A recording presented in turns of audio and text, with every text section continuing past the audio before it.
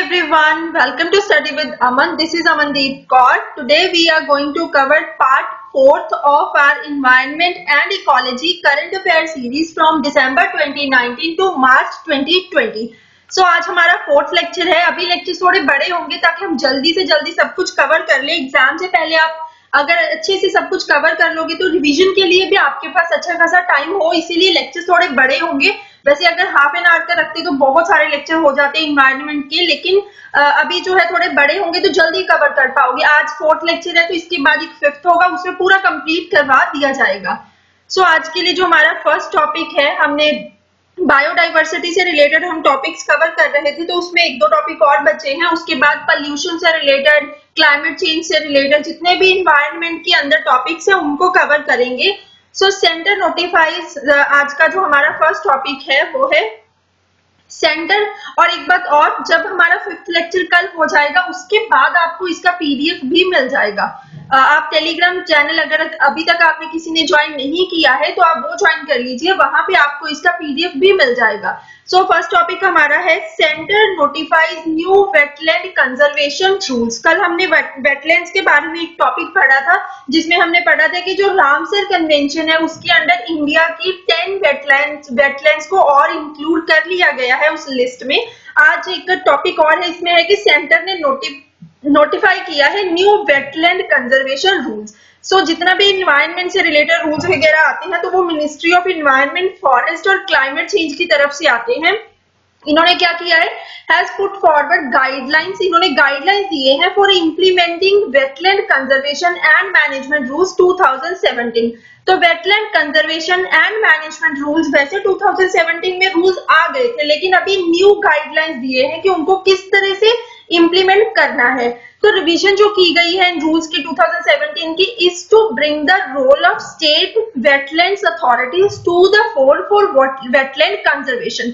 तो अब जो न्यू गाइडलाइंस दिए गए हैं इसमें जो स्टेट, हर एक स्टेट यूनियन टेरिटरी में जो स्टेट वेटलैंड अथॉरिटीज बनेंगी उनके रोल को थोड़ा डिफाइन करने के लिए कि उनका क्या रोल रहेगा, उनका मेन रोल रहेगा अब वेटलैंड कंजर्वेशन में.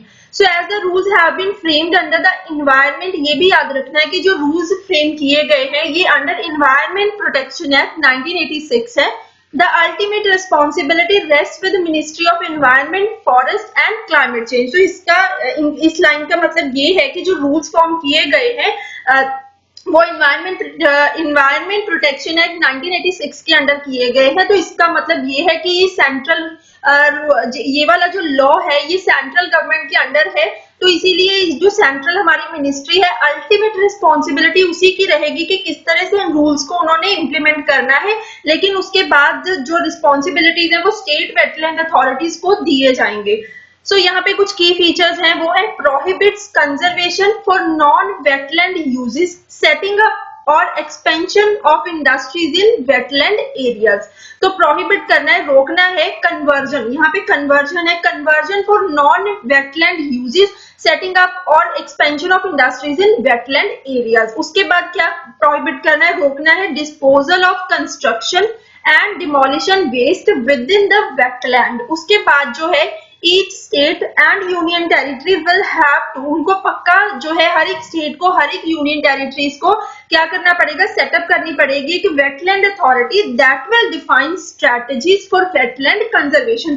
तो इन जो गाइडलाइंस है इसको देने का मेन जो पर्पस वो यही लाइन से है कि जो वेटलैंड अथॉरिटीज हर एक स्टेट यूनियन टेरिटरी में बनेगी वो अपने अपने स्टेट यूनियन टेरिटरी के लिए स्ट्रैटेजीज बनाएगी फॉर वेटलैंड कंजर्वेशन, और ऊपर से पूरा देखरेख का काम जो है सेंट्रल गवर्नमेंट करेगी. The authority should also enhance awareness among stakeholders and local communities. तो ये काम भी, अवेयरनेस स्प्रेड करने का काम भी इन अथॉरिटीज का रहेगा.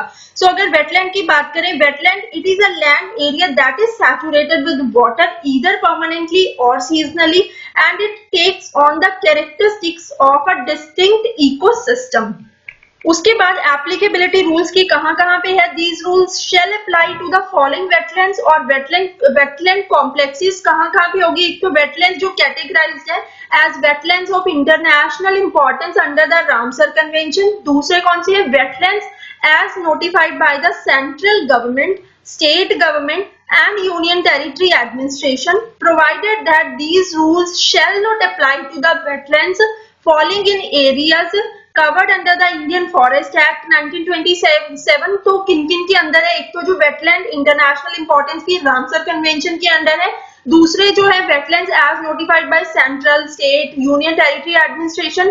कहाँ कहाँ पे एग्जाम्पशंस है, जहां जहां पे ये रूल नहीं लगेंगे, वो है वो वाली वेटलैंड्स जो कि कवर्ड होती हैं under forest, Indian forest act 1927, wildlife protection act 1972, forest conservation act 1980, the state forest acts and the coastal regulation zone notification 2011 as amended from time to time. उसके बाद हमारा नेक्स्ट टॉपिक है green economy के बारे में। Green economy है क्या, इससे रिलेटेड क्या न्यूज थी? न्यूज ये थी कि recently renowned environmentalist economist Pawan Sukhdev was awarded the 2020 Tyler prize for his work in the domain of green economy. तो जो पवन सुखदेव है इन्वायरमेंटल इकोनॉमिस्ट, इनका काम जो है ग्रीन इकोनॉमी के डोमेन में इन्होंने काफी काम किया था, जिसकी वजह से इनको टेलर प्राइज मिला है। सो ग्रीन इकोनॉमी क्या है?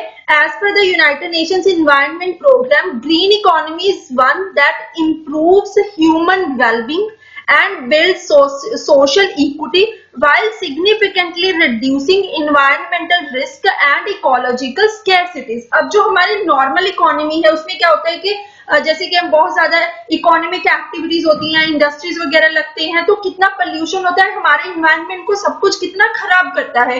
लेकिन ग्रीन इकोनॉमी में इकोनॉमिक एक्टिविटीज ऐसी होंगी जो कि इन्वायरमेंट के लिए लेस हार्मफुल होंगी। जीरो हार्म तो हम नहीं कह सकते, क्योंकि कोई भी एक्टिविटीज जीरो तो नहीं एकदम से हम अचीव कर सकते, लेकिन जो है लेस हार्मफुल हो। उसके बाद है पवन सुखदेव ग्राउंड ब्रेकिंग 2008 रिपोर्ट। तो जो पवन सुखदेव है इन्वायरमेंटल इकोनॉमिस्ट, इनकी जो ग्राउंड ब्रेकिंग 2008 में इन्होंने रिपोर्ट दी थी, किसके ऊपर दी थी? The economics of the environment and biodiversity was hosted. तो इस रिपोर्ट को होस्ट किया गया by United nation environment programme and became the foundation for green economy movement. तो जो ग्रीन इकोनॉमी मूवमेंट चला, उस जो पवन सुखदेव की जो रिपोर्ट थी, इसके बेसिस पे चला, ये रिपोर्ट उसका फाउंडेशन बनी। सो 2008 में United nation environment programme launched the green economy initiative, a program of global research and country level assistance designed to motivate policymakers to support environmental investments। तो 2008 में यूनाइटेड नेशन एनवायरनमेंट प्रोग्राम ने launch किया green economy initiative.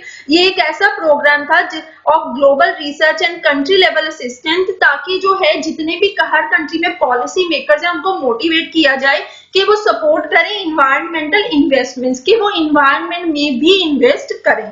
So transition towards green economy has global importance, but it's more significant for developing countries like India with its associated benefits and costs। तो वैसे तो हर एक country में ही green economy के ऊपर focus किया जाना चाहिए, लेकिन जो डेवलपिंग कंट्रीज हैं उनको इसकी ज्यादा जरूरत है, क्योंकि वो वल्नरेबल हैं। क्योंकि जितने भी अगर डिजास्टर्स होते हैं, ज्यादातर अगर डेवलपिंग इकोनॉमीज में होते हैं उनको ज्यादा नुकसान होता है, डेवलप्ड फिर भी अपना बचाव किसी तरह से कर लेते हैं।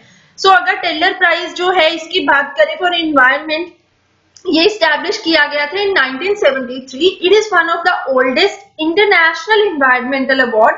तो ये एक इंटरनेशनल एनवायरमेंट अवार्ड है रिकॉग्नाइजिंग इंडिविजुअल्स। तो ये इंडिविजुअल्स को रिकॉग्नाइज करता है who have contributed in an outstanding manner to the scientific knowledge and public leadership to preserve and enhance the global environment. तो यहाँ पे एक इंपॉर्टेंट वर्ड है, वो है इंडिविजुअल। यहाँ पे इंडिविजुअल लिखा है, कई बार जैसे कि अगर ये क्वेश्चन भी नहीं तो और भी जैसे बहुत सारे क्वेश्चन है, वहां पे क्या होता है कुछ अवार्ड्स होते हैं जो इंडिविजुअल्स को दिए जाते हैं, कुछ ऑर्गेनाइजेशंस को भी दिए जाते हैं। तो हो सकता है मान लो कोई एक स्टेटमेंट ऐसी बन गई क्वेश्चन में कि ये ऑर्गेनाइजेशन और इंडिविजुअल्स को दिया जाता है, तो अगर आप टिक लगाओगे गलत हो जाएगा। तो ऐसे पॉइंट्स होते हैं, ऐसे कीवर्ड्स होते हैं जो आपने हाईलाइट करके अपने नोट्स में रखने होते हैं। वैसे तो जो मैं पीडीएफ दूंगी आपको नोट्स बनाने की जरूरत है ही नहीं, लेकिन ऐसे वर्ड्स होते हैं जिनके ऊपर आपने ध्यान देना होता है कि ये सिर्फ और सिर्फ इंडिविजुअल्स को दिया जाता है, ऑर्गेनाइजेशंस वगैरह को नहीं दिया जाता।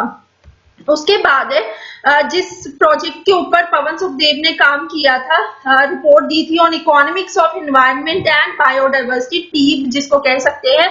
ये क्या है? तो economies of environment and biodiversity in 2007 की बात है, आज से 13 साल पहले की बात है। G8+5 कंट्रीज उन्होंने क्या किया था, प्रपोज किया था कि एक ऐसी प्रोसेस को शुरू किया जाए कि जिसमें एनालाइज किया जाए global economic benefits of biological diversity, the costs of the loss of biodiversity and the failure to take protective measures versus the cost of effective conservation।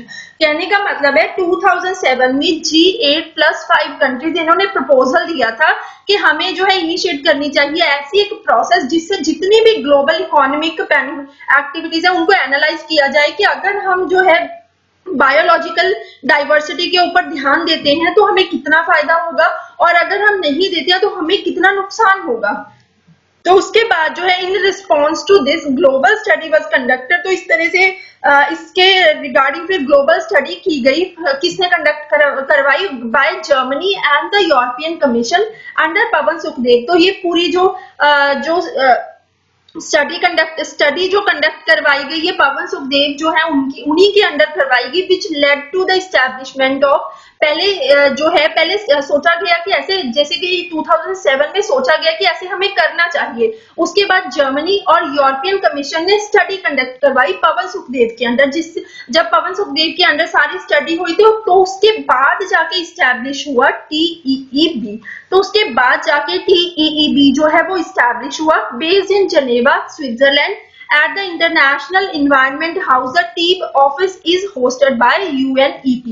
तो TEEB को इस्टेब्लिश किया गया स्विट्जरलैंड जिनेवा में। उसके बाद है इस ऑफिस होस्ट कौन करता है, इसको यूनाइटेड नेशन इन्वायरमेंट प्रोग्राम जो एजेंसी है वो होस्ट करता है। सो TEEB जो है इसके बारे में अगर बात करें ये एक ग्लोबल इनिशिएटिव है जिसने फोकस किया on making nature's values visible। Its principal objective is to mainstream the values of biodiversity and ecosystem services into decision making at all levels। कहने का मतलब है कि इसका जो प्रिंसिपल ऑब्जेक्टिव था वो ये था कि जो बायोडाइवर्सिटी और इकोसिस्टम सर्विसेज के जो वैल्यूज हैं उनको डिसीजन मेकिंग में लाया जाए। जैसे कि इकोनॉमी रिलेटेड जितने भी डिसीजन लिए जाते हैं वहां पे बायोडाइवर्सिटी के ऊपर भी ध्यान दिया जाए कि हमारी जो बायोडाइवर्सिटी है वो हार्म ना हो। बायोडाइवर्सिटी में हर टाइप का फ्लोरा फोना सब कुछ आ जाता है, इसमें एनिमल्स आ जाते हैं, जो भी लिविंग जो ऑर्गेनिजम्स है प्लांट वगैरह सब कुछ आ जाते हैं इसमें। उसके बाद है इन अक्टूबर 2010 इट रिलीज्ड इट्स रिपोर्ट। उसके बाद जो है इसने अपनी रिपोर्ट रिलीज की main streaming the economies of the nature, a synthesis of the approach, conclusions and recommendations of the TEEB and launched the Bank of Natural Capital to communicate its findings to the general public। तो इस सारे काम के लिए क्योंकि ये पूरी study जो है पवन सुखदेव के अंडर की गई इसीलिए उनको इसके लिए अवार्ड मिला है। उसके बाद नेक्स्ट टॉपिक है compensatory afforestation green credit scheme. तो कंपनसेटरी अफॉरेस्टेशन का मतलब ये होता है कि मान लो एक फॉरेस्टेड एरिया है, वहां पे किसी का कोई इंडस्ट्री लगनी है तो डेफिनेटली फॉरेस्ट में जो जंगल है उनको काटना पड़ेगा। तो कंपनसेटरी अफॉरेस्टेशन का मतलब ये होता है कि जैसे ये एक जंगल है, यहाँ पे पेड़ पौधों को इधर आधा हिस्सा जो है वो काट दिए पेड़, तो यहाँ पे एक इंडस्ट्री लग गई तो यहाँ पे तो पूरा नुकसान हो गया। अभी क्या किया जाएगा कि जितना यहाँ पे एरिया में जंगल काटे गए हैं अलग जगह पे कोई एरिया लेके वहां पे पेड़ पौधे या फिर प्लांटेशन वो लगाई जाएगी उतने ही एरिया में, तो उसको कहते हैं कंपनसेटरी अफॉरेस्टेशन। तो कंपनसेटरी अफॉरेस्टेशन अभी जो है अभी न्यूज क्या है वो ये है कि जो हमारी फॉरेस्ट एडवाइजरी कमेटी है उसने क्या किया है रिसेंटली प्रपोज किया है to overhaul the compensatory afforestation process by introducing green credit scheme. तो इसने कहा है कि पहले जो कंपनसेटरी अफॉरेस्टेशन वाली स्कीम चल रही थी अभी इन्होंने ग्रीन क्रेडिट स्कीम को रिकमेंड किया है कि इसको इंट्रोड्यूस किया जाना चाहिए। तो जो प्रपोज्ड ग्रीन क्रेडिट स्कीम है ये है क्या, it will allow agencies to identify appropriate non forest land and begin growing plantation. तो इसमें क्या होगा कि जो एजेंसीज होंगी उन्होंने क्या करना है आइडेंटिफाई करना है कि कोई एप्रोप्रिएट जो नॉन फॉरेस्ट लैंड है वहां पे फिर प्लांटेशन ग्रो करना शुरू करना है। दीज एजेंसी, तो ये कौन सी एजेंसीज होंगी, एजेंसी जिनकी हम यहाँ पे बात करें, एजेंसी कोई भी हो सकती है, प्राइवेट कंपनीज हो सकते हैं, विलेज फॉरेस्ट कम्युनिटीज हो सकते हैं, एनजीओ वगैरह हो सकते हैं। उसके बाद इन्होंने कहा है कि 3 साल के बाद जो लैंड होगी ये एलिजिबल होगी to be considered as compensatory forest land if it meets the criteria set by forest department। जैसे कि यहाँ पे तो होता था कि कंपनसेटरी फॉरेस्टेशन में ठीक है, पहले इनको लैंड दे दी जाती थी फॉरेस्ट की, जंगल बंगल काट दिए जाते थे, उसके बाद क्या होता था, इनको अलग से लैंड के ऊपर प्लांटेशन करनी होती थी। लेकिन जो ग्रीन क्रेडिट स्कीम है ये बोल रहे हैं कि पहले इनको ये क्या करना चाहिए कि पहले जो है लैंड जो है इनको लेनी चाहिए, उसके बाद उसके ऊपर जो है प्लांटेशन करनी चाहिए। फिर 3 साल के बाद जो है लैंड एलिजिबल होगी कि उसको के समझा मतलब कि कंसीडर उसको किया जाना चाहिए कि नहीं कि वो कंपनसेटरी फॉरेस्ट की तरह लैंड है या नहीं है। So an industry is in a need of forest land could then approach the agency. उसके बाद जिस इंडस्ट्री को लैंड की जरूरत होगी फिर उसके बाद वो अप्रोच करेगी एजेंसी को। क्या होगा, जो भी एजेंसीज हैं जिसमें NGO, private companies, village forest communities कोई भी इसमें आ जाएंगे। एक इंडस्ट्री जिसको एक लैंड चाहिए, एक जगह पे फॉरेस्ट लैंड चाहिए, वो अप्रोच करेगी ऐसी किसी भी एजेंसी को। उसके बाद उसको क्या करेगी, पे करेगी, pay it for parcels of such forested land. And उसके बाद क्या होगा, this would then be transfer to forest department and be recorded as forest land. फिर उसके बाद क्या होगा कि उसके बाद उसको ट्रांसफर कर दिया जाएगा फॉरेस्ट डिपार्टमेंट को, फिर उसके बाद उसको फॉरेस्ट लैंड की तरह माना जाएगा। उसके बाद जो है forest advisory committee believes that this will encourage the plantations outside the traditional forest area. It will help in contributing towards meeting the international commitments of the country, such as sustainable development goals and nationally determined contributions।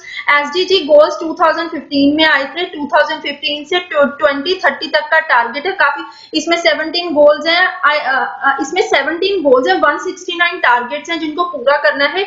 और nationally determined contribution हर एक country ने अपने अपने दिए थे कि अपने अपने उनके जो है अपने हिसाब से उन्होंने टारगेट रखा था कि कितने टाइम तक वो जो है अपने यहाँ पे पोल्यूशन लेवल वगैरह को कम करेंगे, किस तरह से कम करेंगे, वो सारा कुछ था इसमें। उसके बाद है इसमें ये भी है कि how various concerns have been raised against this scheme. तो क्या क्या कंसर्न्स है वो ये है कि it will allow the forest department to outsource one of its responsibilities of reforesting to non-governmental agencies। अभी तक ये काम किसका था, फॉरेस्ट डिपार्टमेंट का था। तो यहाँ पे कहा जा रहा है कि फॉरेस्ट डिपार्टमेंट अपना काम आउटसोर्स कर देगा, मतलब किसी और को दे देगा टू नॉन गवर्नमेंटल एजेंसीज। उसके बाद this could allow for forest to be traded as a commodity. उसके बाद है it could lead to privatisation of multi use forest into monoculture plantation. क्योंकि अभी क्या है कि जैसे कि फॉरेस्ट है, यहाँ पे बहुत सारे ट्रीज लगे हैं, तो डेफिनेटली एक ही जैसे ट्रीज तो होंगे नहीं, बहुत ज्यादा वैरायटी होगी, अलग अलग टाइप के ट्रीज होंगे। अब अगर प्लांटेशन करनी है तो वो मोनोकल्चर होगा, मतलब एक ही जैसे किसी की भी प्लांटेशन हो सकती है, कॉफी प्लांटेशन होगी, कुछ भी हो गया, तो वो एक ही टाइप की क्रॉप वहां पे लगेगी, तो ये भी सही नहीं है। उसके बाद है and even their destruction along with loss of biodiversity and violation of land rights. तो ऐसी कुछ कंसर्न्स हैं। उसके बाद कंपनसेटरी फॉरेस्टेशन मैंने आपको बता दिया। द फॉरेस्ट कंजर्वेशन एक्ट 1980 वहां पे प्रोवाइड कराया गया था that whenever a forest land is to be diverted for non forestry purposes like mining और infrastructure development, the equivalent non forest land has to be identified for compensatory forestation and funds for raising compensatory afforestation are to be imposed। The government enacted Compensatory Afforestation Fund Act 2016 to provide a proper institutional mechanism for compensatory afforestation matters। Forest Advisory Committee क्या है? Forest Advisory Committee is a body under Ministry of Environment, Forest and Climate Change and is responsible for regulating forest diversion।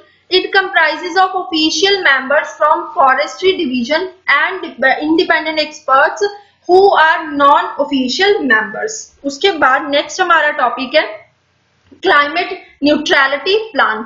तो climate neutrality European union के साथ associated है। ये news में इसलिए था क्योंकि पोलैंड ने क्या किया है, Poland left 2050 climate neutrality agreement. तो क्लाइमेट न्यूट्रलिटी एग्रीमेंट 2050 के लिए तक इनके काफी ज्यादा टारगेट्स हैं। यूरोपियन यूनियन का ये प्लान है। अभी न्यूज ये थी कि पोलैंड इससे बाहर आ गया है।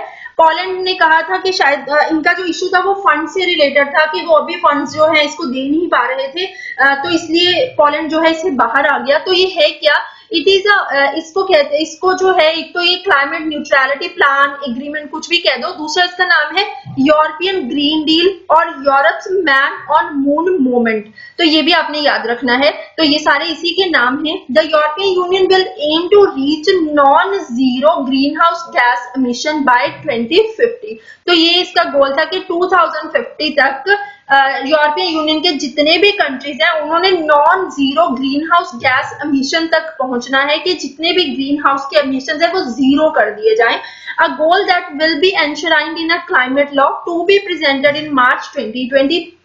That means updating the European Union's climate ambition for 2030 with a 50 to 55 cut in greenhouse gas emission to replace the current 40% objective। तो अभी जो है यूरोपियन यूनियन का 2030 तक का जो टारगेट है वो ये था कि 40% तक गैस एमिशंस को कट करना है, लेकिन अभी बढ़ा के उन्होंने 50 to 55% तक कर दिया है। So 55% figure will be subject to a cost benefit analysis. इतना डीप में नहीं जाना, पता होना चाहिए कि क्लाइमेट न्यूट्रलिटी प्लान और एग्रीमेंट, इसका नाम जो है European green deal, Europe's man on moon movement. तो ये यूरोपियन यूनियन का है, पोलैंड इससे बाहर आ गया है। बस ये यही है कि 2050 तक इन्होंने अपने नेट जो है zero green house gas emission कर देने हैं। उसके बाद नेक्स्ट है वर्ल्ड सस्टेनेबल डेवलपमेंट समिट। तो ये समिट जो है एक एनुअल इवेंट है, इट इज द, और ये एनुअल इवेंट को कौन करवाता है, वर्ल्ड सस्टेनेबल डेवलपमेंट समिट। इसको कौन करवाता है, इसको एक इंस्टीट्यूट है, the energy and resources institute, TERI जिसको शॉर्ट में बोल सकते हैं। सो इसका जो 2020 वाला सेशन हुआ है, एडिशन था, इसकी थीम थी towards 2030 goals making the decade count. It is in its journey of 18 years. तो इसको जो है इस्टेब्लिश 2001 में किया गया था। तो उसके बाद become a focal point for global leaders and practitioners to congregate on a single platform to discuss and deliberate over climate issues of universal importance. तो यहाँ पे क्या होता है कि इस इवेंट में ग्लोबल लीडर्स आते हैं, पूरे दुनिया भर से बड़े बड़े जो है लीडर्स आते हैं, जो कोशिश जो डिस्कस करते हैं कि किस क्लाइमेट इश्यूज के ऊपर डिस्कस करते हैं कि किस तरह से क्लाइमेट रिलेटेड जो इश्यूज हो रहे हैं उनको कैसे कम किया जाए। The summit series has emerged as a premier international event on sustainability which focuses on global future but with an eye on the action in developing world which could bend our common future। So next हमारा topic है climate ambition alliance. Climate ambition alliance क्या है, इसे it is led by child, ये पता होना चाहिए। Climate ambition alliance किसने किया है, it is led by child country. So the climate ambition alliance उसको लॉन्च किया, कहाँ किया गया, at the climate action summit in New York. तो क्लाइमेट एक्शन समिट न्यूयॉर्क में हुआ था, वहां पे क्या है कि चाइल्ड ने लॉन्च किया क्लाइमेट एम्बिशन अलायंस। तो climate ambition alliance aims to accelerate the transformation needed to meet the goals of Paris agreement. Paris agreement 2016 में हुआ था, जिसमें टारगेट दिए गए थे कि जो हमारा क्लाइमेट चेंज से रिलेटेड थे, जैसे कि ऑन द क्लाइमेट चेंज और स्टेबिलाइज। यहाँ पे एक टारगेट था कि जो हमारा टेम्परेचर राइज है उसको 1.5 डिग्री से ऊपर नहीं जाने देना प्री इंडस्ट्रियल लेवल। सो जो प्री इंडस्ट्रियल लेवल में जितना था उसके 1.5 डिग्री से ऊपर जाने नहीं देना। तो ये टारगेट जो है पेरिस एग्रीमेंट में ऐसा सोचा गया था। तो वही है कि उसी को मतलब के अचीव करने के लिए ये बनाया गया है अलायंस। तो इसमें क्या है कि मिटिगेशन के लिए क्या किया गया है कि क्लाइमेट एम्बिशन जो अलायंस है will focus on submission of enhanced nationally determined contributions reaching new commitments to achieve net zero by 2050 and the implementation of measures to strengthen the protection of forest and oceans. Adaptation के लिए क्या है, climate ambition alliance will focus on strong actions to improve the management of water, resilience in infrastructure and sustainability of the cities. तो इसमें mitigation और adaptation दोनों terms में फर्क ये है कि कहाँ कहाँ पे जो है, कहीं पे क्या है कि हम मिटिगेट मतलब कम कर सकते हैं उसके इफेक्ट को। अडेप्टेशन का मतलब होता है कि जैसे कि मान लो कोई एरिया है, वहां पे मान लो अर्थक्वेक्स वहां पे आने ही है, तो हम अर्थक्वेक्स को मिटिगेट तो नहीं कर सकते, हम नहीं रोक सकते। जिसने आना है अर्थक्वेक तो नेचुरल प्रोसेस है, वो आएगा। तो वहां पे हमें अडेप्टेशन मेजर्स लेने होंगे कि अगर जो एरिया है वहां पे अर्थक्वेक्स आते हैं तो हमें वहां पे बिल्डिंग्स ऐसी बनानी चाहिए, ऐसा इंफ्रास्ट्रक्चर बनाना चाहिए जो कि रेजिलियंट हो, जो कि अर्थक्वेक जो है उनके ऊपर ज्यादा इफेक्ट ना डाल सके। तो इस तरह से अडेप्टेशन कुछ मेजर्स होते हैं। उसके बाद नेक्स्ट टॉपिक है हमारा ग्रीन विंडोज। तो ग्रीन विंडोज क्या है? To meet India's massive 450 gigawatts of clean energy target. तो इसमें सबसे पहले है कि इंडिया का जो टारगेट है क्लीन एनर्जी का जो टारगेट है वो कितना है? 450 गीगावाट्स का है, ठीक है। इंडियन ऑफिशियल ने अनाउंस किया है new financing approach to boost investments in clean energy during the climate talks in Madrid this week। तो क्लाइमेट जो है टॉक्स, इसके बारे में भी हम पढ़ेंगे। COP25 ये रहा, ये टॉपिक नेक्स्ट टॉपिक है। तो COP25 जो है मीटिंग हुई थी, कॉन्फ्रेंस ऑफ पार्टीज की मैड्रिड में हुई थी। तो वहीं पे ग्रीन विंडोज वाला कॉन्सेप्ट आया।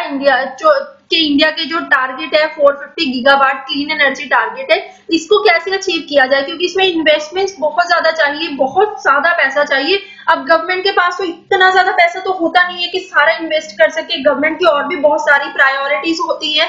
तो इसमें क्या है कि ग्रीन विंडो जो है एक फाइनेंसिंग अप्रोच है जिसमें प्राइवेट इन्वेस्टमेंट्स की बात की जाएगी, जिसमें प्राइवेट इन्वेस्टमेंट्स के ऊपर फोकस किया जाएगा कि हमारे जो क्लीन एनर्जी टारगेट्स हैं वो प्राइवेट इन्वेस्टमेंट से पूरे हो। सो जो इंडिया की एक एजेंसी है the Indian renewable energy development agency जो है, country's premier public finance institution is considering an allocation of $20 million in seed funding to set up its pioneering green window aimed towards catalyzing private investment and expanding the Indian clean energy market।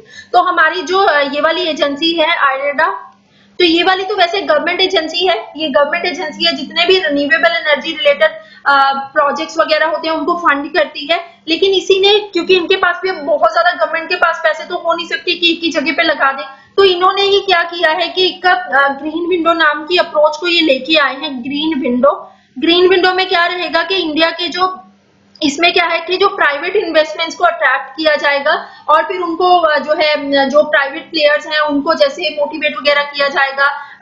Motivate का यहाँ पे concept नहीं आता, वैसे green window एक type की financial arm होगा, एक टाइप का कि यहाँ से जो है प्राइवेट इन्वेस्टमेंट्स हो ज्यादा से ज्यादा क्लीन एनर्जी में, क्लीन एनर्जी जो हमारे प्रोजेक्ट्स होते हैं उनमें। So the IREDA green window builds on globally successful green bank model. Green bank across the world have supported project. तो जो ग्लोबल लेवल पे ग्रीन बैंक मॉडल है जिसने सपोर्ट किया है worth $50 billion in last 5 years, ऐसे प्रोजेक्ट्स को support किया है। तो अगर हम ग्रीन विंडो बनाते हैं तो ये भी ऐसे बहुत सारे प्रोजेक्ट्स को सपोर्ट करेगी, पैसे देगी, और पैसे कहाँ से आएंगे? प्राइवेट इन्वेस्टमेंट से आएंगे। So aim of the IREDA green window is to drive investment into underserved segments of the clean energy market under the ministry of new and renewable energy and IREDA से लीडरशिप। तो ये भी याद रखना है कि ये जो ग्रीन विंडो इस्टेब्लिश की जाएगी ना, यहाँ पे इन्वेस्टमेंट्स तो प्राइवेट प्लेयर से आएंगे, लेकिन इसको हेड कौन करेगा? किसके अंडर ये रहेगी? Ministry of new and renewable energy and IREDA जो एक बॉडी है इसके अंडर ये रहेगी। The green window is based on extensive market research and stakeholder discussions involved in financing clean energy. A green window would lower the risk of traditional banks to finance green energy and tap into international capital to help India power its cities and rural communities। अब क्या है कि हमारे पास अगर India से ही हम पैसे वगैरह लेंगे, गवर्नमेंट के पैसे, तो बैंक्स वगैरह से आएंगे, बैंक्स के ऊपर बर्डन बढ़ेगा जो ऑलरेडी ओवर बर्डन है। तो इसीलिए प्राइवेट इन्वेस्टमेंट्स को अट्रैक्ट करने की यहाँ पे कोशिश की जाएगी, जहाँ पे जिसमें इंटरनेशनल इन्वेस्टमेंट्स भी आ जाएंगे। सो नेक्स्ट हमारा टॉपिक है COP25 conference of parties 25 meeting हुई थी। United Nations framework convention on climate change 1992 में कन्वेंशन साइन हुई थी, जो कि क्लाइमेट चेंज के जो बुरे प्रभाव हैं उससे बचने के लिए स्ट्रेटेजीज बनाने के लिए थी। ये ग्लोबल लेवल पे थी। इसकी जो है मीटिंग्स होती रहती है, जो मीटिंग्स है उनको कोप कहते हैं, मतलब कॉन्फ्रेंस ऑफ पार्टीज। अभी 2020 में क्या थे इसकी क्या थी 25th मीटिंग थी, इसकी 25th मीटिंग थी। सो COP25 क्या है? United Nations framework convention on climate change, इनकी एक मीटिंग थी। तो हुई कहाँ पे थी? मैड्रिड स्पेन में हुई थी, under the presidency of the child. तो चाइल्ड में ये ऑलरेडी होनी थी, लेकिन चाइल्ड ने बाद में कहा कि वो नहीं कंडक्ट करवा सकते हैं अपने कंट्री में कुछ इश्यूज की वजह से, इसीलिए ये स्पेन की जो कैपिटल मैड्रिड है वहां पे हुई थी, लेकिन प्रेसिडेंसी चाइल्ड की ही थी। सिर्फ जो है लॉजिस्टिक्स जो सपोर्ट है वो मैड्रिड ने दिया था। सो कॉन्फ्रेंस आल्सो इंक्लूडेड, तो ये कॉन्फ्रेंस 25th मीटिंग, तो ये वाली फ्रेमवर्क कन्वेंशन जिसकी हमने बात की, इसकी 25th मीटिंग थी। उसके अलावा ये 15th मीटिंग थी of the conference of parties serving as a meeting of the parties to Kyoto protocol. तो क्योटो प्रोटोकॉल जो 1997 में हुआ था, इसकी ये 15th मीटिंग थी। ये इन्होंने एक ही साथ रख लिए थे मीटिंग, जो है 3 कन्वेंशंस की मीटिंग जो है एक ही साथ रख ली थी। उसके अलावा भी जो पेरिस एग्रीमेंट है उसकी ये 2nd मीटिंग थी। तो कॉन्फ्रेंस ऑफ पार्टीज जो यहाँ पे जो कॉन्फ्रेंस हुई थी, ये जो है United nation framework convention on climate change की 25th थी, और क्योटो प्रोटोकॉल की कितनी थी? 15th थी, और पेरिस एग्रीमेंट की कितनी थी? 2nd थी। तो ये कुछ की पॉइंट्स है। उसके बाद एजेंडा अगर हम देखें COP25 का क्या था, COP25 in Madrid was mandated by United nation framework convention on climate change to resolve the outstanding issues. तो ये मीटिंग इस तरह थी कि जो कुछ आउटस्टैंडिंग इश्यूज जो अभी तक रिजॉल्व नहीं हुए हैं क्लाइमेट पैकेज में, जैसे कि कौन कौन से हैं? Climate market dealt with in article 6 of the Paris agreement, loss and damages. उसके बाद है इनहेंसिंग नेशनली डिटरमिन्ड कंट्रीब्यूशन। तो ऐसे कुछ इश्यूज हैं जो आउटस्टैंडिंग है, जिनके ऊपर अभी तक कोई डिसीजन नहीं लिया गया था। इनके ऊपर डिसीजन लेने के लिए मीटिंग थी कि इस मीटिंग में ऐसा सोचा गया था कि कुछ कॉन्क्रीट डिसीजंस वगैरह इन टॉपिक्स के ऊपर लिए जाएंगे। सो सिग्निफिकेंस इसकी क्या थी COP25 की? As the Paris agreement comes into force from January 1st, 2020, the COP25 was important to finalize the rule book for the Paris Agreement. तो पेरिस एग्रीमेंट वैसे 2016 में हुआ था, लेकिन तब सोचा गया था कि 2020 में जो है इसके लिए एक रूल बुक बनाई जाएगी कि किस तरह से जो टारगेट्स हैं, काफी बड़े बड़े टारगेट्स तब लिए गए थे कि किस तरह से उनको फुलफिल करना है। बहुत ज्यादा ईयर्स का टाइम लगेगा, तो इसलिए रूल बुक बनानी थी। इसलिए इस मीटिंग की काफी ज्यादा इंपॉर्टेंस थी कि रूल बुक बनानी थी यहाँ पे पेरिस एग्रीमेंट के लिए।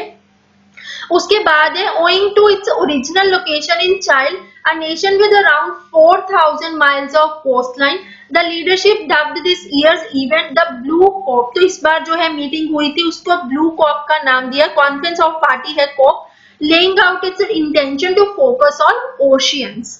सो नेक्स्ट है हमारा की आउटकम्स। तो यहाँ पे आउटकम्स क्या क्या है इसकी? COP adopt the child Madrid time for action document. तो COP25 ने जो अडॉप्ट किया वो क्या था?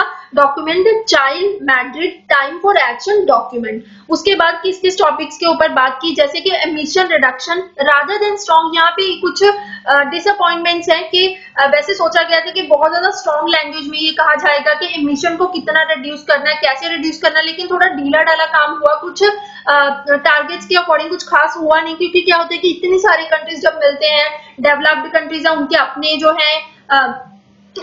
है कंसर्न्स होती हैं, डेवलपिंग की अपनी होती हैं, तो वो एक कंसेंसस पे रीच होना मुश्किल हो जाता है।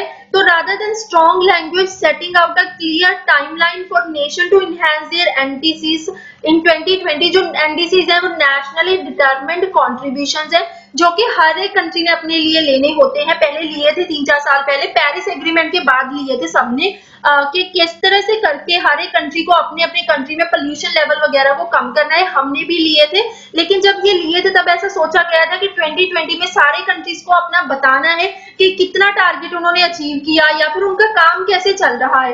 तो इसके ऊपर अब बात होनी थी, लेकिन वो हो नहीं पाई। It merely reiterated the invitation to parties to communicate The text then urges parties to consider that gap when they re-communicate or update their NDCs, though it does not specify a fixed timeline. तो यहाँ पे एक fix timeline की बात नहीं की गई जो कि की जानी चाहिए थी कि कब तक सबने अपना जो एनडीसीज वगैरह है वो अपडेट कब तक करनी है, कैसे सारा कुछ होना है, वैसे कुछ स्पेसिफिकली कहा नहीं गया। सेकेंड, अगर लॉस एंड डैमेजेस के ऊपर बात करें तो लॉस और डैमेज होता क्या है, इसमें क्या होता है कि जो रिच कंट्रीज हैं जिन्होंने, क्योंकि अब रिच कंट्री इंडस्ट्रियली जो डेवलप्ड कंट्रीज हैं उन्होंने तब इंडस्ट्रीज बना लिए थे जब हमारे पास कुछ नहीं था, डेवलपिंग कंट्रीज के पास कुछ खास नहीं था, तो डेवलप्ड कंट्रीज में बड़े बड़े इंडस्ट्रीज लग रहे थे, तो उन्होंने इन्वायरमेंट को तो खराब कर दिया था पहले ही, अब उन्होंने इन्वायरमेंट को खराब करके जो है अब खुद तो रिच बन गए। अब जो डेवलपिंग कंट्रीज है उनको बोल रहे हैं कि आप इंडस्ट्रीज ना लगाओ, आप कम लगाओ, उनके ऊपर बहुत ज्यादा रिस्ट्रिक्शंस लगा रहे हैं कि पोल्यूशन होता है। तो इस तरह से क्या है कि जो लॉस एंड डैमेज का कॉन्सेप्ट आया, जिसमें क्या होता है कि under the loss and damage rich countries who have historical responsibility for climate change are asked to be liable to the developing countries who are already facing climate change impacts। तो जिन्होंने historically environment को खराब किया है उनकी responsibility बनती है कि वो डेवलपिंग कंट्रीज को फंड वगैरह दें ताकि वो जो है अपने लिए कुछ कर सके, क्योंकि जो है डेवलप्ड कंट्रीज खुद तो रिच बन गए, खुद तो जो है डेवलप्ड हो गए इतने इन्वायरमेंट को खराब करके, तो उनकी हिस्टोरिकल रिस्पॉन्सिबिलिटी है कि वो डेवलपिंग कंट्रीज के लिए कुछ करें। तो ये है लॉस एंड डैमेज का कॉन्सेप्ट। तो लॉस एंड डैमेज के कॉन्सेप्ट पे COP25 में क्या कहा गया, final decision on loss and damage that emerged was not strong as developing nations had hoped for. तो डेवलपिंग कंट्रीज के लिए ये काफी इंपॉर्टेंट था अगर इसके ऊपर कोई स्ट्रॉन्ग डिसीजन आ जाता, लेकिन हुआ नहीं क्योंकि डेवलप्ड कंट्रीज ने कुछ खास इसके बारे में कहा नहीं। Some stronger language was lost such a specific call for developed countries to increase their support। उनको करना था सपोर्ट इंक्रीज, लेकिन उन्होंने कुछ खास कहा नहीं यहाँ पे। द फाइनल टेक्स्ट, तो जो फाइनल टेक्स्ट था इसेंशियली नोट दैट जो ग्लोबल क्लाइमेट फैसिलिटी है, उन्होंने कहा कि जो ग्लोबल क्लाइमेट फैसिलिटी है ऑलरेडी वो सपोर्ट कर रही है बहुत ज्यादा एक्टिविटीज को that can be defined as related to loss and damage with the suggestion that it and other funds could do more in this area in the future। तो उन्होंने एक बात कह के टाल दी कि ऑलरेडी कुछ फंड है जो हेल्प कर रहे हैं ऐसी loss and damage related activities तो हमें कुछ खास इसके लिए करने की जरूरत नहीं है, डेवलप्ड कंट्रीज ने ऐसा कहा। सो ऑल्सो उन्होंने कहा कि जो सैंटियागो नेटवर्क है वो भी स्टैब्लिश किया गया है ताकि जो टेक्निकल असिस्टेंस है जो कि वल्नरेबल कंट्रीज को चाहिए उनको दी जा सके, तो इसलिए एक्स्ट्रा कुछ खास करने की बात नहीं यहाँ पे कही गई। उसके अलावा क्लाइमेट फाइनेंस के ऊपर क्या कहा गया, जो नेगोशिएटर्स थे वो किसी यहाँ पे भी कोई एग्रीमेंट के ऊपर वो पहुंच नहीं पाए। negotiators were unable to agree on when they should take a decision on whether and how the work program for the long term finance agenda should continue post 2020। तो post 2020 किस तरह से काम होना चाहिए, किस तरह से फाइनेंस देना चाहिए, उसके ऊपर भी कोई एग्रीमेंट खास हुआ नहीं। reflecting concerns about whether the $100 billion will be met next year and how to continue holding developed countries accountable as they continue this finance mobilization through 2025। तो जब पेरिस एग्रीमेंट हुआ था वहां पे कहा गया था कि पोस्ट 2020 जो डेवलप्ड कंट्रीज हैं उनको 25 तक जो है $100 बिलियन का हर साल फंड देना पड़ेगा डेवलपिंग कंट्रीज को, लेकिन अब जो है वो इस बात से भी मुकर रहे हैं, कुछ खास यहाँ पे हुआ नहीं इससे रिलेटेड भी। उसके बाद ऑन कार्बन मार्केट के ऊपर क्या है, the conference closed without resolving one of the most significant objectives it set out to achieve, setting rules for carbon markets under Article 6 of the Paris Agreement। The decision was deferred till COP26 next year। तो इसके ऊपर भी कोई decision नहीं लिया गया, next year के लिए इसके ऊपर जो है टाल दिया गया है, अब होगा नहीं होगा पता नहीं। उसके बाद है gender action plan. Decision was made on a new 5-year gender action plan intended to support the implementation of gender-related decisions and mandates in the UNFCCC process। तो जेंडर की काफी इंपॉर्टेंस है क्योंकि कहा जाता है कि जब क्लाइमेट रिलेटेड कोई डिजास्टर होता है ना तो जो है बच्चे होते हैं और विमेन होती है उनको ज्यादा जो है नुकसान फेस करना पड़ता है, क्योंकि ऐसे बहुत सारे कॉन्सेप्ट हैं जैसे कि आपने सुना होगा कि जब भी कोई मान लो किसी एरिया में डिजास्टर हुआ है, सब परिवार आपस में बिछड़ जाते हैं, तो एक तो सबसे ज्यादा नुकसान बच्चों का होता है और विमेन का होता है, क्योंकि विमेन बहुत ज्यादा वल्नरेबल होते हैं, कोई भी उनको मतलब आपको पता ही है। तो इस तरह से जेंडर रिलेटेड इश्यूज को भी बीच लेके आना काफी ज्यादा जरूरी था कि जब आप क्लाइमेट के ऊपर इतने डिसीजन ले रहे हो, क्लाइमेट चेंज के ऊपर, क्लाइमेट रिलेटेड इश्यूज के ऊपर आप डिसीजन ले रहे हो, तो वुमेन रिलेटेड जो इश्यूज है, जेंडर स्पेसिफिक जो एक्शन प्लान है वो लेना जरूरी था। उसके ऊपर थोड़ा बहुत काम किया गया, जो कि डेवलप्ड कंट्रीज ऐसे मीटिंग्स में क्या करते हैं कि वो अपने फायदे का काम करते हैं, और डेवलपिंग कंट्रीज तो थोड़े थोड़े कमजोर होते हैं, वो उनके सामने कुछ ज्यादा अपनी जुबान खोल भी नहीं सकते हैं। तो इसी तरह से मीटिंग हुई पर इसका कुछ खास लाभ नहीं हुआ। उसके बाद नेक्स्ट है, दो टर्म्स है, अडेप्टेशन फंड और कार्बन ऑफसेट। तो अडेप्टेशन फंड क्या होता है? अडेप्टेशन फंड इस्टेब्लिश किया गया था under Kyoto protocol of United nation framework convention on climate change. जो हमारी United nation framework convention on climate change 1992 में हुई थी, इसके अंडर 1997 में क्योटो प्रोटोकॉल हुआ था, जो कि जापान में क्योटो एक सिटी है जिसके जहां पे हुआ था क्योटो प्रोटोकॉल। तो क्योटो प्रोटोकॉल में के अंडर जो है अडेप्टेशन फंड को, अडेप्टेशन जो फंड है उसको इस्टेब्लिश किया गया था। फंड को कौन फाइनेंस करता है? Fund is financed in part by government and private donors, and also from a 2% share of proceeds of certified emission reductions issued under the protocol's Clean Development Mechanism project. एक और term है carbon offset. Carbon offset is a reduction of emission of carbon dioxide or other greenhouse gases made in order to compensate for emission made elsewhere। मान लो कि एक किसी की बहुत बड़ी इंडस्ट्री है, वहां पे बहुत ज्यादा emissions निकल रहे हैं, वो अब अपनी इंडस्ट्री को बंद तो कर नहीं सकता, तो जितने भी emissions वहां पे कार्बन डाइऑक्साइड के निकल रहे हैं, उसको वो जो है कहीं पे हो सकता है वो प्लांटेशन करवा दे या फिर कोई ऐसा प्रोजेक्ट लगा दे जिससे वो इसके जो लॉस हो रहा है वो उसको कंपनसेट कर दे। So carbon offsets are measured in tons of carbon dioxide equivalent.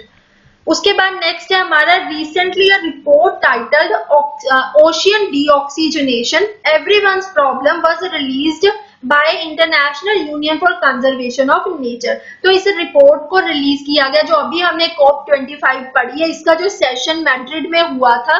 The report was released at 25th session of conference of parties to convention. तो इस कन्वेंशन की जो अभी हमने पढ़ा COP25, वहीं पे ये एक रिपोर्ट जो है वो रिलीज की गई है, ओशियन डीऑक्सीजनेशन के ऊपर है। डीऑक्सीजनेशन का मतलब ये है कि जैसे ओशियन है, उसका जो ऊपर वाली लेयर होती है, जैसे कि ऑटोट्रॉफ्स होते हैं, वहां पे प्लांट जो प्लांट्स वगैरह जो होते हैं, मरीन प्लांट्स, वो फोटोसिंथेसिस वगैरह करते हैं। तो इस तरह से ओशियन की जो अपर लेयर होती है वहां पे बहुत ज्यादा ऑक्सीजन होती है। तो ऑक्सीजनेशन का मतलब है कि ऑक्सीजन की जो मात्रा है उसका कम हो जाना। तो इसी के ऊपर जो है वो रिपोर्ट है। इट हाईलाइट्स, तो रिपोर्ट हाईलाइट करती है कि जो ओशियंस है इंक्रीजिंगली एक्सपीरियंस कर रहे हैं low level of oxygen which threatens marine ecosystem and fish species that are already impacted by ocean warming and acidification. तो लॉस ऑफ ऑक्सीजन के जो दो बड़े प्रमुख कारण हम कह सकते हैं वो है, एक तो है क्लाइमेट चेंज। क्लाइमेट चेंज की वजह से जैसे कि ग्लोबल वार्मिंग हो रही है, ग्लोबल वार्मिंग की वजह से क्या होता है कि जैसे ओशियन की जो अपर लेयर है उसका टेम्परेचर बढ़ रहा है। टेम्परेचर जब बढ़ता है तो ऑक्सीजन की जो मात्रा है वो पानी में कम होती जाती है। तो इस तरह से ऑक्सीजन का लेवल जो है वो काफी कम हो रहा है। दूसरा है न्यूट्रिएंट पोल्यूशन की वजह से क्या होता है कि जो it causes oxygen loss in coastal water as, जैसे कि फर्टिलाइजर है, सीवेज है, एनिमल एंड एक्वाकल्चर जो वेस्ट होता है ना, जब वो वाटर बॉडीज में बहा दिया जाता है तो वहां पे एलजी की ग्रोथ बहुत ज्यादा हो जाती है। अब एलजी को जो है बाद में डीकम्पोज करने के लिए खुद को बहुत ज्यादा ऑक्सीजन जो है चाहिए होता है, तो वो ऑक्सीजन ले लेती है, जिसकी वजह से वाटर बॉडी में ऑक्सीजन की मात्रा बहुत ज्यादा कम हो जाती है। उसके बाद इस रिपोर्ट में जो इंडिया स्पेसिफिक डेटा था वो ये है कि the low oxygen zones of Indian ocean are expected to continue to expand and intensify. तो जो लो ऑक्सीजन जोन्स इंडियन ओशन में कुछ ऐसे जोन बने हुए हैं जहाँ पे ऑक्सीजन की मात्रा पहले ही कम है, वो कह रहे हैं कि ये और भी एक्सपैंड होंगे और इंटेंसिफाई होंगे. सो जो नॉर्दर्न इंडियन ओशन है contains about 2/3 of global continental margin area in contact with very low oxygen waters and also houses the world's largest naturally formed shallow low oxygen zone. उसके बाद जो है with countries surrounding its semi enclosed basins accounting for about a quarter of the global human population.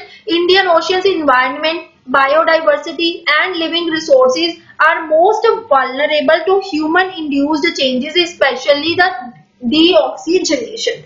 So there is no clear evidence for expansion of oxygen minimum zone in Arabian Sea, where microbes decompose organic matter via anaerobic pathways, but slight oxygen loss might have brought the relatively more oxygenated Bay of Bengal oxygen minimum zone close to anoxia. Anoxia एक ऐसी condition होती है जहां पे oxygen ना के बराबर मिलता है.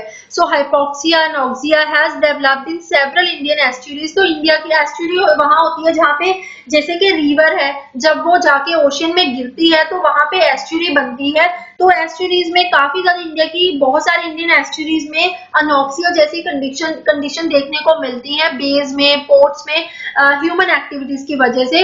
तो एनॉक्सिया हाइपोक्सिया ऐसी सिचुएशन है जहां पे ऑक्सीजन नहीं होती है, ऐसी कंडीशन जहां पे ऑक्सीजन नहीं होती है. सो नेक्स्ट हमारा टॉपिक है क्लाइमेट चेंज परफॉर्मेंस इंडेक्स 2020. तो climate change performance index 2020 release किया गया है. इस इंडेक्स की अगर हम बात करें तो जो है it is an independent monitoring tool for tracking countries climate protection performance since its inception in 2005. तो 2005 से ये इंडेक्स जो है हर साल पब्लिश हो रहा है. ये मेजर करता है कि जितनी भी जैसे वर्ल्ड के कंट्रीज हैं वो अपना जो है क्लाइमेट उनकी जो है क्लाइमेट प्रोटेक्शन उनकी परफॉर्मेंस कैसी है, कि वो कैसे ऐसे एफर्ट्स ले रहे हैं जिसकी वजह से जो है क्लाइमेट के ऊपर कम असर पड़े, इन्वायरमेंटली जो है एफिशिएंट प्रोजेक्ट लगा रहे हैं. तो इसे उनकी परफॉर्मेंस देखने के लिए इनकी परफॉर्मेंस को ये इंडेक्स जो है वो मेजर करता है. So it aims to enhance transparency in international climate politics and enables comparison of climate protection efforts and progress made by individual countries. तो इसको पब्लिश कौन करता है? It is published by German Watch, climate action network international and the new climate institute annually. तो annually इसको German watch, climate action network international और new climate institute इसको publish करते हैं. तो इंडेक्स जो है कवर करता है 57 countries and European union. The ranking results are defined by a country's aggregated performance in 14 indicators within 4 categories. तो 4 कैटेगरीज है ओवरऑल. 4 कैटेगरीज के अंडर जो है 14 इंडिकेटर्स है. जैसे कि जो ग्रीन हाउस इमिशन है उनको 40% वेटेज दी गई है इंडेक्स में, रिन्यूएबल एनर्जी को 20% वेटेज दी गई है, एनर्जी यूज को 20% दी गई है, क्लाइमेट पॉलिसी को भी 20% दी गई है. तो अगर फाइंडिंग्स देखें इस साल के 2020 इंडेक्स के, तो फाइंडिंग्स क्या क्या है यहाँ पे ये कह रहे हैं कि डिक्रीज्ड एमिशंस. तो एमिशंस जो है ग्रीन हाउस गैस के एमिशंस जो है वो कम हुए हैं, decreased in 31 out of 57 high emitting countries. The major reason क्या रहा है? Falling global coal consumption. Global level पे जैसे कि आजकल एनर्जी के लिए ज्यादा कोशिश की जा रही है कि रिन्यूएबल रिसोर्सेज ऑफ एनर्जी जो है उन्हीं को यूज किया जाए, सोलर एनर्जी, उसके अलावा जैसे कि विंड एनर्जी, इनके ऊपर काफी फोकस किया जा रहा है. तो कोल कंजम्पशन काफी ज्यादा कम हो रही है जिसकी वजह से एमिशंस कम हो रहे हैं, क्योंकि जो कोल थर्मल पावर प्लांट्स है वहां पे ग्रीन हाउसेज गैसेज जो है उनके एमिशन ज्यादा निकलते हैं. अब कोई सोलर पावर प्लांट है वहां से तो नहीं निकलेंगे एमिशंस. तो उसके बाद जो है टॉप 3 परफॉर्मेंस. तो यहाँ पे इनकी जो है कुछ क्राइटेरिया होता है फुलफिल करने के लिए. तो 3 जो है लेवल पे फर्स्ट 3 प्लेसेस पे कोई भी कंट्री नहीं आई है, as none of the countries assessed is already on a path compatible with the Paris climate target. The first 3 places of the ranking remained unoccupied. So उसके बाद जो है स्वीडन 4th प्लेस पे आता है, फ्रंट रनर है, और Denmark जो है 5th प्लेस पे आता है, is the best climber. So only 2 G20 countries in top 10। Top 10 में G20 के सिर्फ 2 कंट्रीज हैं, कौन कौन सी है? यूके 7th नंबर पे आता है और इंडिया भी 9th नंबर पे आता है। Are high category, so 8 of the G20 countries are in the worst category of the index, very low जो है कैटेगरी वहां पे आते हैं। USA for the first time has replaced Saudi Arabia as the worst performing country। तो worst performing में पहले जो है लास्ट पे सऊदी अरेबिया आता था, अभी यूएसए है। सो इंडिया एंड दिस, ये जो क्लाइमेट चेंज परफॉर्मेंस इंडेक्स है 2020, इसमें इंडिया के अगर इंडिया स्पेसिफिक बात करें तो इम्प्रूवमेंट हुई है इंडिया की रैंकिंग में। इंडिया रैंकिंग इम्प्रूव 2 प्लेसेस, पहले 11th थी 2019 में, अभी हम 9th प्लेस पे आ गए हैं, entering into top 10 ranking for the first time, जो कि काफी अच्छी बात, हमारे लिए प्राउड मोमेंट हम कह सकते हैं कि हमने यहाँ पे जो है इम्प्रूवमेंट दिखाई है। जितनी भी इम्प्रूवमेंट हो, थोड़ी भी हो, वो भी जो है इम्प्रूवमेंट तो इम्प्रूवमेंट होती है डेफिनेटली, तो जितना भी इम्प्रूवमेंट हो अच्छी बात ही होती है। तो चाहे 2 स्पॉट है, 2 स्पॉट भी जो है इस इंडेक्स में बहुत बड़ी बात है। So green house gas emissions पे इंडिया की रैंक 11 थी, रिन्यूएबल एनर्जी में 26 थी, एनर्जी यूज में 9 थी, क्लाइमेट पॉलिसी में 15 थी, ओवरऑल इंडिया की रैंकिंग 9 है। उसके बाद जो है next topic, recently a report title 2019 pollution and health metrics, global, regional and country analysis, global analysis on health and pollution was released। तो एक रिपोर्ट रिलीज की गई है जिसका नाम है 2019 pollution and health metrics, global, regional and country analysis, और दी किसने है? Global analysis on health and pollution. तो रिपोर्ट में क्या क्या हाईलाइट किया गया है, की हाईलाइट्स रिपोर्ट की क्या क्या है? Pollution is the largest environmental threat to the health. तो हेल्थ के लिए सबसे ज्यादा जो है लार्जेस्ट इन्वायरमेंटल थ्रेट जो है हेल्थ के लिए वो पोल्यूशन है। वैसे और भी इन्वायरमेंटल थ्रेट्स हैं, लेकिन जो लार्जेस्ट कंट्रीब्यूटर है वो कौन सा है हेल्थ के लिए? थ्रेट जो हम कह सकते हैं वो कौन सा है? वो पोल्यूशन है। तो ऐसे रिपोर्ट्स में से भी क्वेश्चन बन सकते हैं, तो आपको पता होना चाहिए कि pollution is the largest environmental threat to the health. In 2017, pollution was responsible for 15% of all deaths globally and 275 million disability adjusted life years. Disability adjusted life year is a measure of overall disease burden expressed as number of years lost due to ill health, disability or early death. So the report includes 3 lists on the pollution induced death। तो जो pollution induced deaths, जो pollution की वजह से deaths होती हैं, report ने 3 list बनाई है। इस रिपोर्ट में 3 लिस्ट है और इंडिया एक इकलौती ऐसी कंट्री है जो कि तीनों ही लिस्ट में है, जो कि बहुत ही खराब बात है।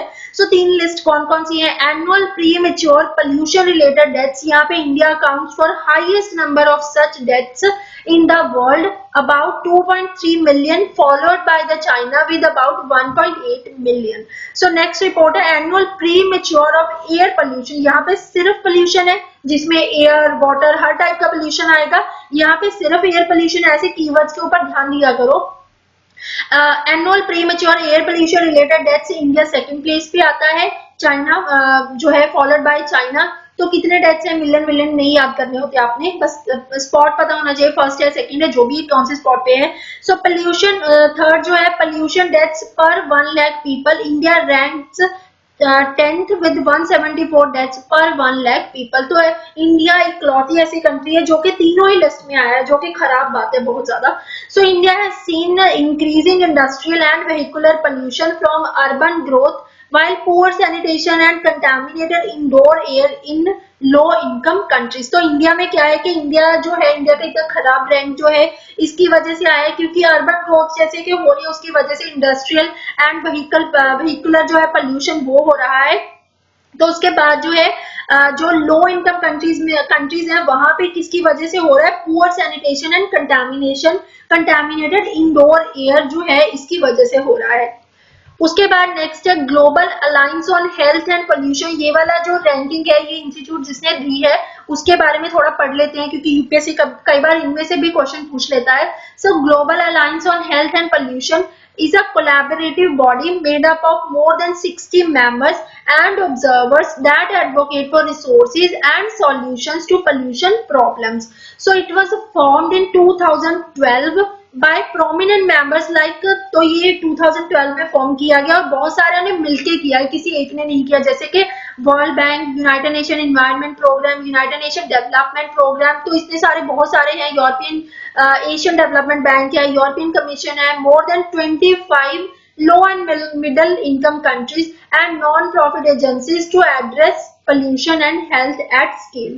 So दिस इज जो भी है, ये global alliance on health and pollution builds public, political, technical and financial support to address pollution globally, tracks pollution impact and interventions, promotes scientific research on pollution and raises awareness on the scope and impacts of all type of pollution. So next हमारा topic है BEE, bureau of energy agency. इसके बारे में हमने जो playlist है ना, आपने अगर अभी तक वो इंस्टीट्यूशंस वाली प्लेलिस्ट नहीं देखी है चैनल पे तो वो देख लेना, उसमें बीईई के बारे में कवर किया है, ब्यूरो ऑफ एनर्जी एफिशिएंसी के बारे में। तो ब्यूरो ऑफ एनर्जी एफिशिएंसी ने लॉन्च किया है star rating programme for deep freezers and light commercial air conditioners. So standard and labelling जो प्रोग्राम है, इसका जो स्टार लेबलिंग प्रोग्राम है, ये क्या है? Star labelling programme was formulated in 2006 by Bureau of Energy Agency, by Bureau of Energy Efficiency under the Energy Conservation Act 2001. So star rating जो है वो रेंजिंग कहाँ से रेंज होती है? Ranging from 1 to 5 in the ascending order of energy efficiency is provided to products registered with bureau. तो जो bureau के साथ प्रोडक्ट्स जो है वो रजिस्टर होते हैं, उनको रेटिंग दी जाती है 1 to 5 तक करके, कि जो ज्यादा एनर्जी एफिशिएंट है, जैसे 1 है, 2 है, 3, ऐसे करके उसको रेटिंग दी जाएगी। And endorsement label is also provided for some products. It seeks to improve energy efficiency and also lower energy cost of appliances equipment for the consumers. Labels also provide a common energy efficiency benchmark that can work in association with other policy measures such as procurement programs, financial incentives, etc. Through launch of these two new appliances under the voluntary regime, 26 appliances would now be covered under this program. तो इस program के अंदर 26 appliances को अभी cover किया जाएगा। कुछ इसमें जो है 10 तो मैंडेटरी अप्लायंसेज है जिनके लिए रेटिंग लेनी ही पड़ेगी, बाकी वॉलंटरी है। तो आप अपनी तरफ से पढ़ लेना, ये नहीं कोई पूछेगा आपसे यूपीएससी में से डाल के ये कौन सा मैंडेटरी में आता है, कौन सा वॉलंटरी में आता है। तो उसके बाद नेक्स्ट है हमारा स्टेट एनर्जी एफिशिएंसी इंडेक्स। तो स्टेट एनर्जी एफिशिएंसी जो इंडेक्स है, गवर्नमेंट ऑफ इंडिया ने रिलीज किया है state energy efficiency index 2019। Index क्या करता है? इस इंडेक्स का काम है, ये ट्रैक करता है progress of energy efficiency initiatives in states and union territories based on 97 significant indicator. तो इस इंडेक्स के अंदर 97 इंडिकेटर्स हैं जिनके बेसिस पे स्टेट्स और यूनियन टेरिटरीज को रैंकिंग दी जाती है कि वो कितना एनर्जी एफिशिएंसी के ऊपर काम कर रहे हैं। तो उसके बाद जो है the index incorporates qualitative, quantitative and outcome based indicators to assess energy efficiency initiative programmes and outcomes in 5 distinct sectors, जैसे कि buildings, industry, municipalities, transport, agriculture and discoms.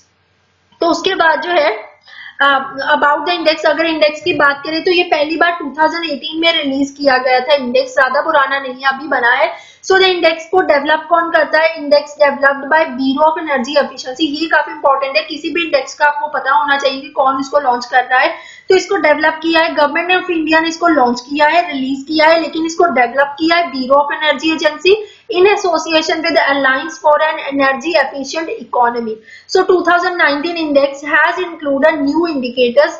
तो 2018 में जो इंडिकेटर्स थे, क्योंकि पहली बार 2018 में ही किया गया था इसको पब्लिश, 2019 में कुछ और इंडिकेटर्स को लिया गया, like adoption of energy conservation building code 2017, energy efficiency in MSME clusters etcetera. So data collection की बात करें, the required data were collected from concerned state departments such as DISCOMs, urban development departments and other departments with the help of state designated agencies. इसमें की points अगर बात करें तो comparison अगर बात करें, for rational comparison states union territories are grouped into 4 groups. तो जितने भी स्टेट्स एंड यूनियन टेरिटरीज है उनको 4 ग्रुप्स में डिवाइड कर दिया जाता है based on the aggregated total primary energy supply required to meet the state's actual energy demand across sectors। तो इसमें जो है इंडेक्स जो है कैटेगराइज करता है स्टेट्स को, जैसे कि front runner states, achiever states, contender states और aspirants based on their efforts and achievements towards energy efficiency implementation. तो एनर्जी एफिशिएंसी की तरफ उनके जो एफर्ट्स हैं उसके अकॉर्डिंग उनको रैंकिंग मिलती है, जैसे कि जो बहुत अच्छा परफॉर्म करते हैं वो फ्रंट रनर होते हैं, जो उससे थोड़ा कम करते हैं वो अचीवर्स होते हैं, फिर कंटेंडर्स होते हैं, फिर एस्पिरेंट्स होते हैं। उसके बाद जो है टॉप परफॉर्मिंग जो स्टेट्स हैं फॉर 2019 वो है Haryana, Kerala, Karnataka are in the achiever category. अब देखिए कि हरियाणा, केरला और कर्नाटका हैं तो टॉप परफॉर्मर, लेकिन ये सेकंड कैटेगरी में क्यों आए हैं, ये अचीवर में है, क्योंकि एक भी स्टेट जो है उसने फ्रंट रनर कैटेगरी वाले जो क्राइटेरिया उसको फुलफिल नहीं किया है, तो फ्रंट रनर कैटेगरी में कोई भी स्टेट नहीं आया है। सो अगर बाकी स्टेट्स की बात करें, Manipur, Jammu Kashmir, Jharkhand, Rajasthan performed the worst in aspirant group. तो ये एस्पिरेंट ग्रुप में इनको डिवाइड किया हुआ था, तो यहाँ पे इन्होंने काफी जो है वर्स्ट परफॉर्म किया है। Since there isn't state in the front runner category में जैसे कोई भी स्टेट नहीं है, it can be inferred that a lot of more can be done at the state level to realize energy savings from energy efficiency। तो achiever category में तो front runner category में कोई भी नहीं आता, अचीवर में हरियाणा, केरला, कर्नाटका आते हैं। उसके बाद जो है ये आप देख सकते हो जो ब्लू में है, डार्क ब्लू में जो अगर वो 60 से ऊपर पॉइंट्स लेंगे तो वो फ्रंट रनर बनेंगे, तो यहाँ पे एक भी नहीं है जो फ्रंट रनर है। अचीवर कौन सी है, जिनका 50 टू 60 के बीच में पॉइंट होंगे, जो कि ये है, हमने पढ़े थे अभी, हरियाणा है, कर्नाटका है और केरला है। उसके बाद कंटेंडर ये सारे ही हैं, बहुत सारे हैं, और बाकी जो है एस्पिरेंट है जिनके पॉइंट लेस देन 30 है वो ये वाले स्टेट्स है, ये वाले। तो उसके बाद नेक्स्ट हमारा टॉपिक है ministry of environment, forest and climate change has released. तो मिनिस्ट्री ऑफ एनवायरनमेंट ने रिलीज की है enforcement and monitoring guidelines for sand mining. तो सैंड माइनिंग के लिए कुछ गाइडलाइंस दिए हैं सैंड माइनिंग को मॉनिटर करने के लिए। सैंड जो है एक माइनर मिनरल है, defined under mines and minerals development and regulation act 1957। So this act empowers state governments to frame rules to prevent illegal mining, क्योंकि इलीगल सैंड माइनिंग बहुत ज्यादा होती है जो कि फिर हमारे इकोसिस्टम के लिए खतरा पैदा करती है। तो यहाँ पे इस एक्ट के अंडर क्या है कि जो स्टेट गवर्नमेंट्स है उनको पावर दी गई है कि वो फ्रेम कर सकते हैं rules to prevent illegal mining, transportation and storage of minerals, both major minerals and minor minerals, and for purposes connected therewith. So उसके बाद जो है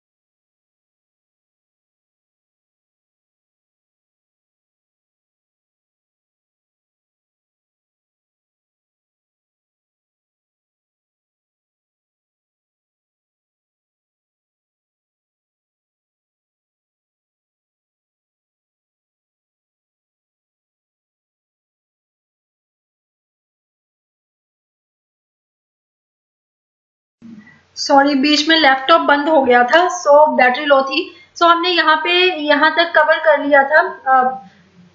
तो ये जो हमारा माइंस एंड मिनरल्स एक्ट है, यहाँ पे स्टेट गवर्नमेंट को पावर दी गई है कि वो फ्रेम कर सकते हैं rules to prevent illegal mining, transportation and storage of minerals, both major minerals and minor mineral. तो ये गवर्नमेंट जो ये वाला एक्ट है ना, इसके अंडर बताए होते हैं कि कौन से जो मिनरल्स है वो मेजर है, जो ज्यादा इंपॉर्टेंट होते हैं, जो उतने भी ज्यादा जिनकी कमी नहीं होती है, बहुत ज्यादा होते हैं, वो माइनर मिनरल्स होते हैं। जैसे कि सैंड है, ये माइनर मिनरल है। So and for the purposes connected with in, तो यहाँ पे स्टेट गवर्नमेंट को पावर दी गई है। सो गाइडलाइंस जो आए हैं ये क्या है? District survey report is to be prepared to identify and define the mining and no mining zones considering various environmental and social factors। तो जो डिस्ट्रिक्ट सर्वे रिपोर्ट है इसको प्रिपेयर करना पड़ेगा टू आइडेंटिफाई एंड डिफाइन कि कौन से जो है माइनिंग साइट जोन्स है, कौन से नो माइनिंग जोन्स है। जैसे कि कोई जो है एक ऐसा एरिया है जहाँ पे माइनिंग होती है लेकिन वहां पे इन्वायरमेंट को रिस्क है, तो ऐसे जोन्स को नो माइनिंग जोन भी डिक्लेयर किया जा सकता है। ऑल डिस्ट्रिक्ट टू प्रिपेयर, जितने भी डिस्ट्रिक्ट हैं सबको प्रिपेयर करना पड़ेगा एक comprehensive mining plan for the district as per the provision of district survey report. Abandoned stream channels on the flood plains should be preferred. तो जो स्ट्रीम ये कह रहे हैं कि जहां से सैंड वगैरह निकालनी है, जो अबेंडन्ड स्ट्रीम चैनल है उनको प्रेफर किया जाना चाहिए rather than active channels and their deltas and flood plains. Replenishment study should be conducted on regular basis to nullify the adverse impact of the sand extraction। so mining depth, यहाँ पे ये point जो है काफी important है कि mining depth जो है should be restricted to 3 metre, इससे ज्यादा नहीं होनी चाहिए। डेप्थ जो है वो 3 मीटर से ज्यादा नहीं होनी चाहिए। उसके बाद नेक्स्ट है no river bed mining operation allowed in monsoon period में कोई भी रिवर बेड माइनिंग नहीं होनी चाहिए। उसके बाद जो है it suggested the use of technology such as drones, mobile applications and barcode scanners etcetera for checking illegal mining, reserves estimation, quality estimation, land use monitoring. उसके बाद है annual audit of each mining lease shall be carried out wherein 3 independent members of repute nominated by district administration shall also participate। State government should develop an online portal for sale and purpose of sale and purchase of sand and riverbed material। State government shall constitute a district level task force under the chairmanship of the deputy commissioner, district magistrate, collector to keep regular watch। तो ये हो गया इसके बारे में। Next हमारा topic है Recently, Central Groundwater Board released a report on groundwater arsenic contamination in India। Arsenic एक मिनरल है, ये जो है ये जैसे कि ग्राउंड वाटर में बहुत ज्यादा पाया जाता है, तो इसको ज्यादा कंज्यूम करने से क्या होता है कि जैसे heart diseases, cancer, respiratory diseases, तो ऐसी डिसीजेज हो सकती है इसको ज्यादा मात्रा में अगर कंज्यूम कर लिया जाए। तो यहाँ पे ग्राउंड वाटर में जो है आर्सेनिक की मात्रा बहुत ज्यादा पाई अभी कहा जा रहा है कि जा रही है। सो जो सेंट्रल ग्राउंड वाटर बोर्ड है उसने एक रिपोर्ट रिलीज की है इसके ऊपर। तो रिपोर्ट में क्या क्या आया है, यहाँ पे ये है कि 21 states across the country have pockets with arsenic levels higher than the Bureau of Indian Standard stipulated permissible limit। तो जितनी लिमिट उन्होंने दी है उससे ज्यादा जो है 21 स्टेट्स में है। States along the Ganga Brahmaputra मेघना river basin in UP basin जैसे कि Uttar Pradesh, Bihar, Jharkhand, West Bengal and Assam are the worst affected.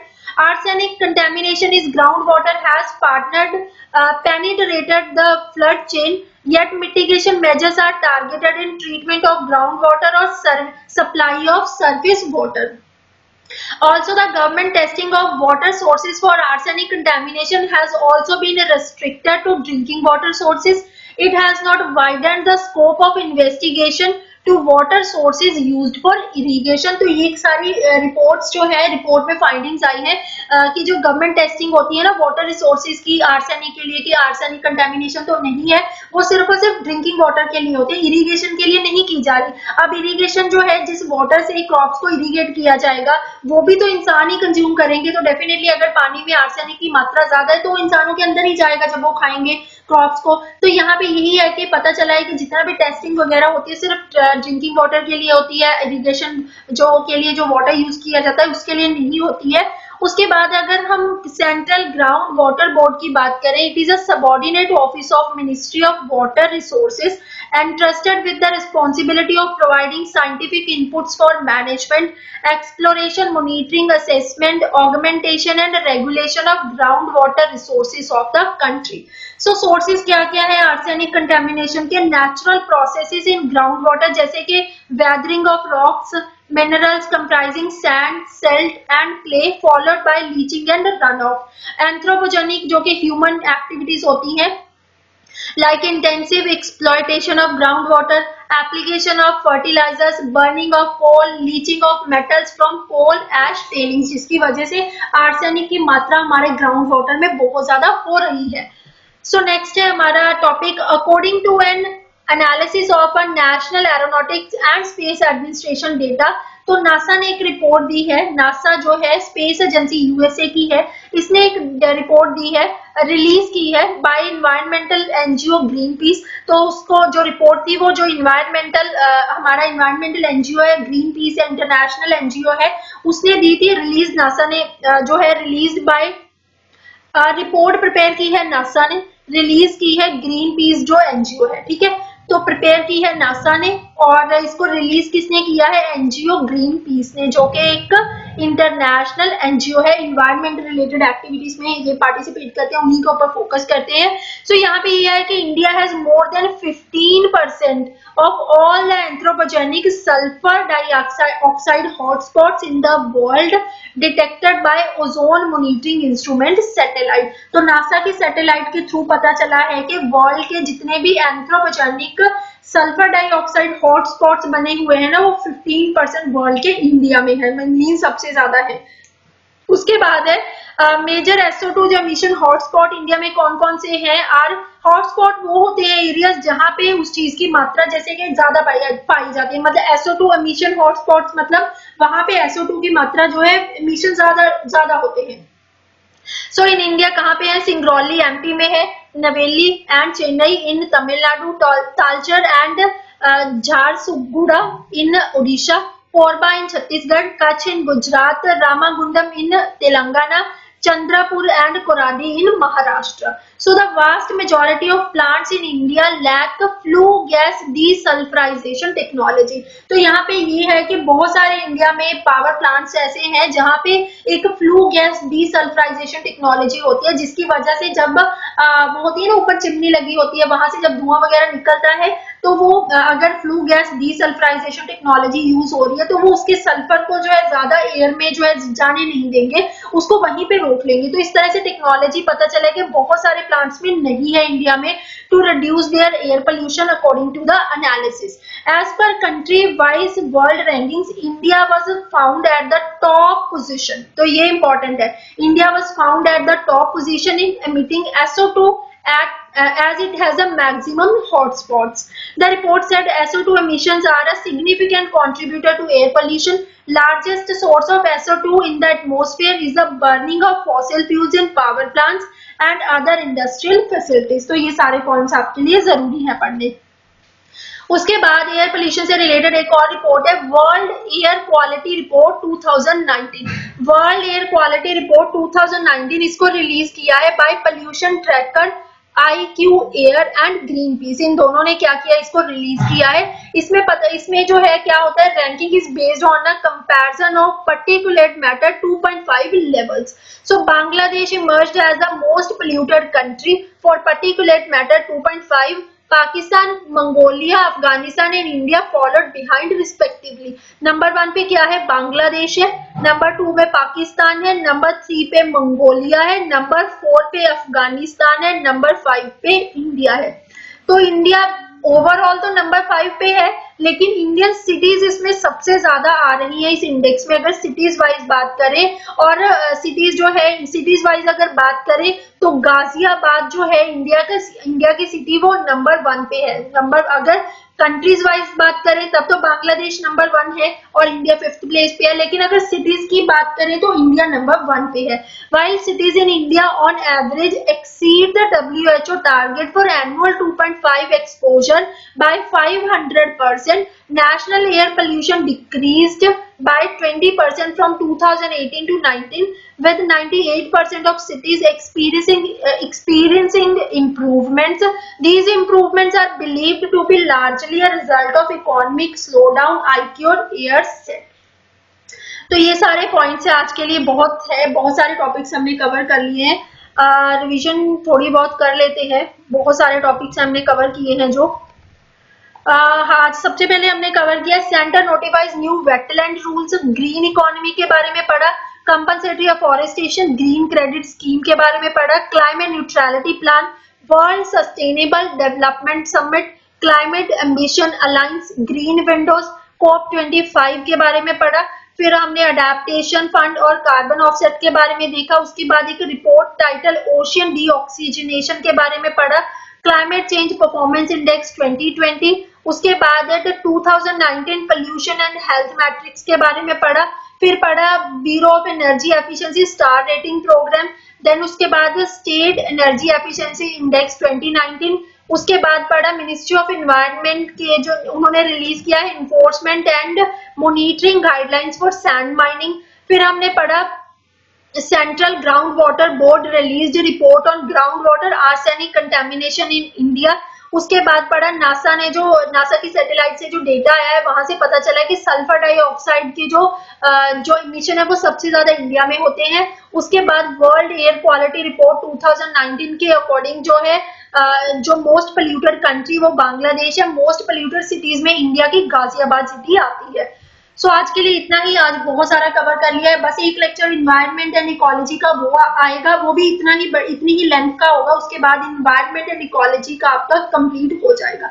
सो आप अच्छे से पढ़ते रहिए. नेक्स्ट लेक्चर में मिलते हैं. Till then bye bye, take care.